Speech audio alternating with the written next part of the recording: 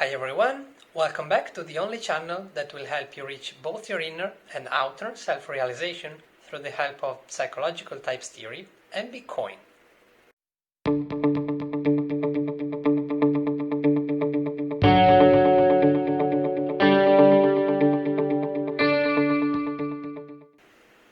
Today we are talking about Bitcoin, and in particular we are trying to understand what is the current slavery our society accepts. It is the relationship between creditor and debtor. When you contract a debt with someone, you are giving away your freedom to do what you want with your money, because sooner or later you have to pay back your debt. Now, this is not just a microscale system, meaning that you contract debts to pay for a car, a house, or anything you want. It is also a macro-scale system. States contract debts to build bridges, hospitals, streets. Even private companies contract debts for various reasons. Now what?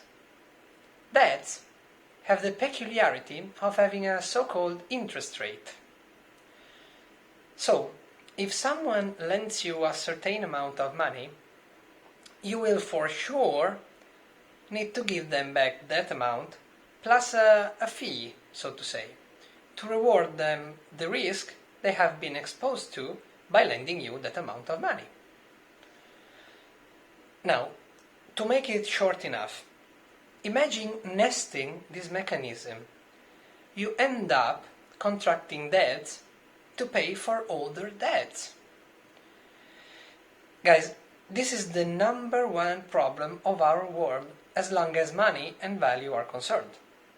Even power dynamic between states, countries, are regulated by this mechanism. Now that we have nested this mechanism, you are not able to get out of it anymore. You have been enslaved into it. And it is not even your choice. Everyone, at the same moment he is born, is not free. He is born to pay for older debts someone else took back in time. Now, skipping all the past monetary politics and getting back to the present, if you are interested in the story behind, we can make another separate video in the future. We have a law that forbids everyone to print new money. You cannot do it. It's illegal everywhere. Or is it? This would crack the mechanism, but not really everyone is prevented from doing so. There are the so-called central banks, which are entities that can print as much money as they want. Why is this important relating to the debt society I described earlier? It's because debt magically disappears if your money is worth a bit less and less over the years. Now, just imagine buying a car for $10,000 and imagine that those $10,000 can buy you 10,000 ice creams in 2020. Now, every ice cream would be priced $1.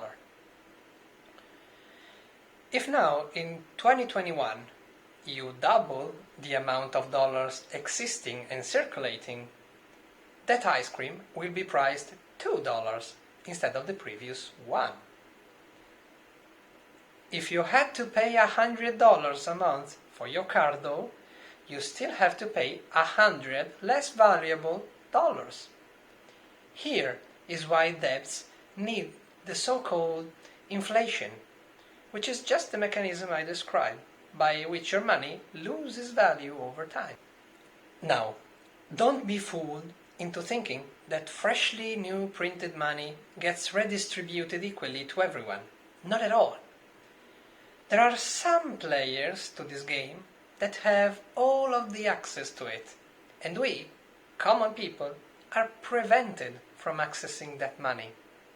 Now, wouldn't it be awesome if something existed that is democratic, free, fixed in the amount since the start, and that would behave probably oppositely?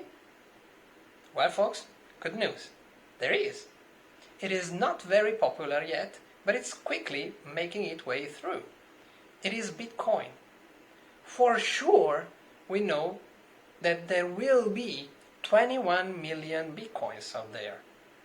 Nobody will be able to create any new Bitcoin. Nobody. Never. The amount of Bitcoin can only decrease if people, by mistake, lose their Bitcoins.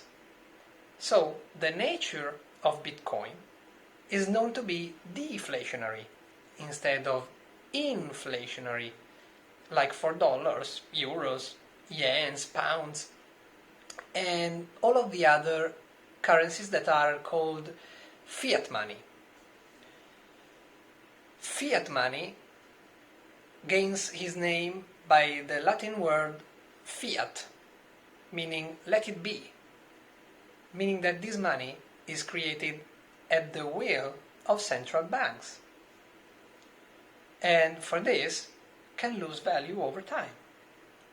This, unlike the printing method, doesn't crack the mechanism of the society and inflation, but gives everyone access to something that can store the value, because nobody will ever be able to dilute it by printing new Bitcoins. Bitcoin gives you full democratic access to something that will store its value in time. Now please, don't think that value and price are the same thing. Every Bitcoin has a price, and the market is the only regulator. There is no central control over it. If many are trying to buy, Bitcoin's price goes up. If not, the price goes down. Stop. I'll let you think for yourself about what I said in this video. I hope you liked it, and see you next time.